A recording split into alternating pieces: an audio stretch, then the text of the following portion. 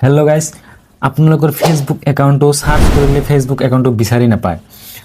কিয় বিচাৰি নাপায়? কাৰণ এটা ছেটিংছ আপুনি অন কৰা নাই। এইটো ছেটিংছ অন কৰাৰ পিছত আপুনি আপোনাৰ ফেচবুক একাউণ্টটো চাৰ্চ কৰিলে চাৰ্চ বাৰত আপোনাৰ ফেচবুক একাউণ্টটো বিচাৰি পাব।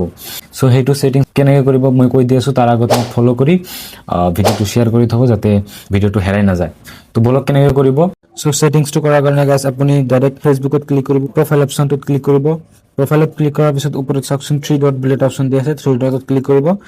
3 ডটছত ক্লিক কৰাৰ পিছত তলফালে ছেটিংছ বুলি এটা অপশ্যন দি আছে, ছেটিংছত ক্লিক কৰিব। ছেটিংছত ক্লিক কৰাৰ পিছত একাউণ্ট চেণ্টাৰ বুলি এটা অপশ্যন, একাউণ্ট চেণ্টাৰত ক্লিক কৰি দিয়াৰ পিছত চিম্পলি আপুনি প্ৰফাইলত ক্লিক কৰি দিব। আকৌ প্ৰফাইলত ক্লিক কৰি দিয়াৰ পিছত আপোনাৰ যিটো একাউণ্ট ফেচবুক একাউণ্ট সেইটো আপুনি চিলেক্ট কৰি ল'ব। চিলেক্ট কৰি লোৱাৰ পিছত আপুনি ইউজাৰ নেম বুলি এটা অপশ্যন দি আছে, ইয়াত ক্লিক কৰিব। ইউজাৰ নেম ইয়াত ক্লিক কৰাৰ পিছত ইয়াত চাওকচোন আপোনাৰ ইউজাৰ নেম ছেট কৰা নাই। মই ইয়াত এটা ইউজাৰ নেম ছেট কৰিছোঁ, এই চাওক। এনেকৈ আপুনি যিকোনো এটা ইউজাৰ নেম আপুনি ছেট কৰিব, যিটো চাৰ্চ কৰিলে আপুনি আপোনাৰ একাউণ্টটো বিচাৰি পাব পাৰে।